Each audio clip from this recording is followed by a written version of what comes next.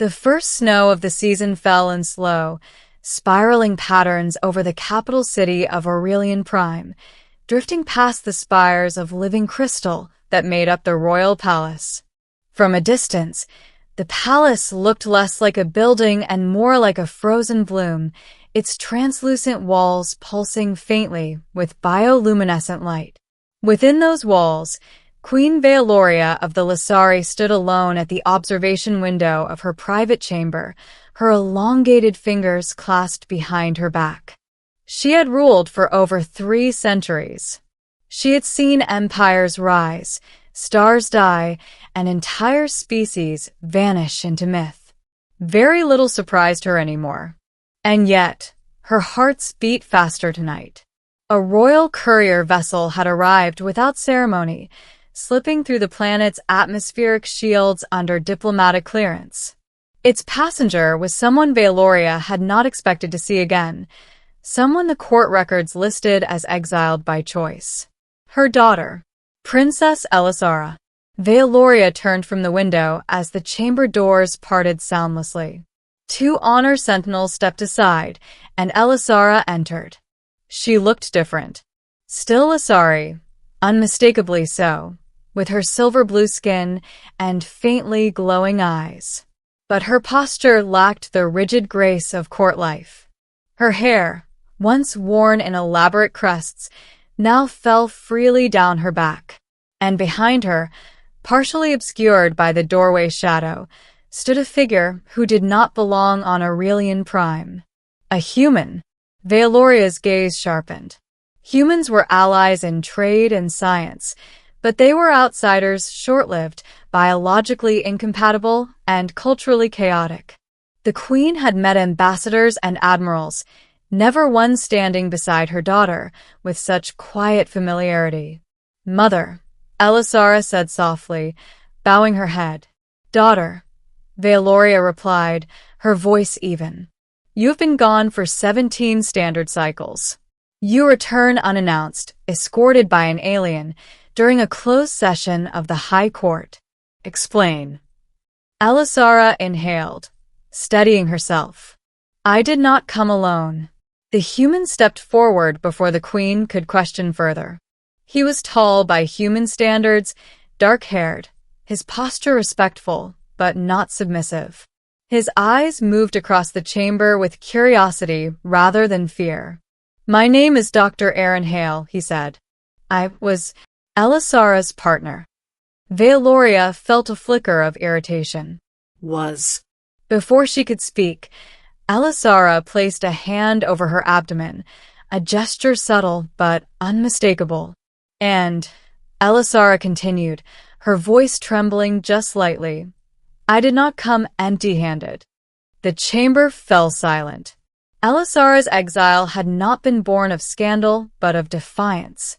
As a princess, she had been expected to join the Concord marriage program, binding her lineage to another noble Lysari house to strengthen political stability. Elisara had refused. Instead, she had chosen exploration, serving as a xenobiologist aboard joint species research vessels. That was where she met Aaron Hale, a human scientist whose curiosity matched her own, whose laughter cut through the sterile hum of starship corridors. Their bond had begun intellectually, then emotionally. When it became something more, they both knew the risk. Lysari and humans were not supposed to be compatible. But not supposed to was not the same as impossible. They had discovered the truth accidentally, during a routine genetic scan after Elisara fell ill on a remote station. The medical AI had flagged anomalies, new genetic expressions forming, harmonizing between Lysari photonic DNA and human carbon-based sequences. Life. Hybrid life. Fear had followed joy. The Lysari High Court had laws older than Vealoria's reign forbidding unauthorized cross-species reproduction, not out of hatred, but out of caution. No one knew what such children would become, or what consequences their existence might bring. Elisara had fled before judgment could be passed. For years, she and Aaron lived beyond the core systems, moving from colony to colony. Their children were born in a quiet orbital habitat orbiting a red dwarf star. Twins. A boy and a girl. They named them Lyran and Mira. Back in the palace chamber, Vealoria studied her daughter's face. She saw exhaustion there, resolve, and beneath it all, fear, not for herself, but for someone else. "You have children," the queen said at last. "Yes," Elisara answered. "They are waiting." Vealoria closed her eyes for a moment. When she opened them again, her gaze was cold. "You have committed an act that could destabilize centuries of interstellar law." Aaron stepped forward, unable to remain silent. "With respect, Your Majesty, our children are not weapons or experiments. They're people." Vealoria's eyes snapped to him. The temperature in the room seemed to drop. "You speak out of turn, human." "He speaks as their father," Elisara said firmly. "As do I, as their mother." The queen held her daughter's gaze for a long moment. Then she turned sharply. "Bring them." The children entered the chamber flanked by Elisara's personal guards. They were small, no more than 6 standard years old. Lyran walked with cautious curiosity, his eyes glowing a soft gold rather than the Lasari blue. Mira clung to her brother's hand, her skin shimmering faintly as patterns of light rippled beneath it, reacting to her emotions. Vealoria froze. She had prepared herself for abnormalities, for grotesque incompatibilities, for signs of instability. Instead, she saw beauty. The children bore Lasari luminescence, but muted and warm.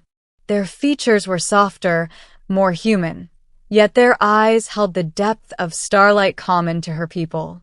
Myra's gaze met Vealoria's, unafraid. "Are you the queen?" Mira asked. A murmur rippled through the watching attendants. Vealoria took a step forward without realizing it. "I am," she said quietly. Mira tilted her head. "You're shiny." Lyran tugged her hand. "Mira, don't be rude." "It's not rude," Mira whispered. "It's pretty." Something ancient cracked inside Vealoria's chest. She knelt. The court gasped. A Lasari queen did not kneel, especially not before unknown children. Up close, Vealoria could feel it. The children radiated energy, balanced, stable. Their hybrid genomes weren't clashing. They were integrating, adapting faster than either species alone could. "Impossible," Vealoria whispered. Elisara felt tears sting her eyes. The days that followed shook the empire. The High Court demanded immediate containment. Religious factions declared the children abominations or saviors. Scientists begged for access. Military leaders warned of unknown threats. Vealoria listened to them all in silence. Then she ordered a full genetic and psychic evaluation under her personal supervision. Aaron protested. "They're not test subjects." "They are my grandchildren," Vealoria replied coolly. "And that is precisely why I must know the truth." The evaluations revealed what Vealoria had begun to suspect. The hybrids possessed adaptive biophotonic cells capable of interfacing with multiple energy spectra. They could survive environments that would kill Lasari or humans. More startling still, they showed early signs of empathic resonance, the ability to sense emotional states across species boundaries. They could become bridges, Elisara said during one session, between worlds. They could also become targets, Vealoria countered. Outside the palace, unrest grew. A separatist group attempted an attack, believing the children represented the end of Lasari purity. The attempt failed, stopped not by guards, but by Lyran. When the attackers breached a security corridor, Lyran panicked. The lights around him flared, hardening into a translucent energy field that sealed the corridor and rendered the attackers unconscious. He didn't understand what he'd done, but the palace did. The footage spread across the empire within hours. Fear turned to awe. That night, Veloria summoned Elisara to the ancestral chamber, a place where past queens were remembered in living light. "You knew this would change everything," Veloria said. "Yes," Elisara replied. "That's why I came back. I won't hide them anymore." Veloria studied the glowing forms of her predecessors. "When I was young," she said, "my mother told me that the greatest threat to a civilization is stagnation disguised as tradition." She turned to her daughter. "I exiled you because I believed you were reckless. I see now that you were brave." Elisara's breath caught. "The High Court will resist," Veloria continued. "But they will not defy me." "You'll protect them?" Elisara asked. Veloria nodded once. "I will do more than that." The announcement was broadcast across the Lasari Empire and its allied systems. Queen Veloria formally recognized Lyran and Mira as royal descendants, granting them protected status under imperial law. Cross-species unions were not legalized, but a new council was formed to study and guide emerging hybrid populations, starting with the Queen's own bloodline. Outrage followed. Then debate. Then, slowly, acceptance. Aaron watched from the palace balcony as ships from dozens of worlds arrived, not in protest, but in curiosity. Humans, Lasari, and others stood together, looking toward a future that had suddenly widened. "Did you ever imagine this?" he asked Elisara. She smiled faintly. "I imagine them being safe. Everything else is a bonus." Below them, Lyran and Mira played in the crystal gardens. Mira laughed as the light responded to her joy, flowers glowing brighter at her touch. Lyran sat cross-legged, speaking quietly with a Lasari elder who listened with fascination. Veloria approached, her presence commanding yet gentle. "They will outlive us," she said softly. "They will see a galaxy we cannot." "Does that frighten you?" Elisara asked. Veloria shook her head. "It humbles me." She looked down at her grandchildren, at the impossible made real. For the first time in centuries, the Queen said, I do not fear the future." And as the twin suns of Aurelian Prime rose over the palace, their light reflected in human eyes and Lasari skin alike, the Empire took its first step into a new age, one born not of conquest or decree, but of love that had dared to exist where it was never meant to. And the Queen, once unmovable as stone, smiled. Years passed, but the moment Queen Veloria whispered "impossible" never faded from public memory. It became a phrase repeated across the Empire, etched into art, debated in academies, and spoken in hushed reverence. It marked the instant when the Lasari civilization realized the universe was larger than its own certainty. Lyran and Mira grew under constant watch, yet never behind walls. Veloria forbade isolation. "They will not become relics or weapons," she declared before the High Court. "They will live among us, or this empire is not worth preserving." The decision was controversial, but final. As the children matured, their differences did not separate them. Instead, they connected. Mira developed a natural ability to calm volatile biophotonic systems. When a power core in the eastern provinces destabilized, it was her presence alone that brought the reactors into harmony. She didn't touch them. She listened. Engineers wept openly as impossible equations resolved themselves in her wake. Lyran, quieter and more introspective, showed a different gift. He could perceive intention, truth beneath words. During his first attendance at a diplomatic council, he gently interrupted a senior delegate and said, without accusation, "You're afraid this will make you irrelevant." The chamber fell silent. The delegate sat down, shaken but honest. It was then that Veloria understood the true nature of her grandchildren's power. They were not conquerors. They were correctors. Evolution's answer to centuries of misunderstanding between species. Not hybrids of flesh alone, but of perspective. Opposition did not vanish. A final extremist faction emerged years later, orchestrating a coordinated assault on Aurelian Prime during the Festival of Light. Their plan was simple: assassinate the children and fracture the Queen's resolve. They never reached the palace. As the first missile barrage pierced the upper atmosphere, the sky itself responded.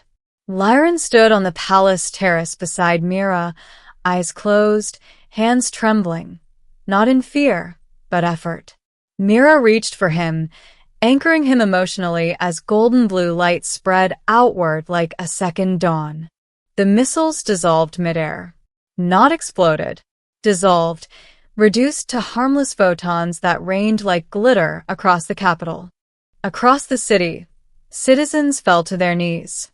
That night, Valoria addressed the Empire one final time. "We feared change," she said, standing between her daughter and her grandchildren. "So we called it impossible. But impossibility is merely truth waiting for courage."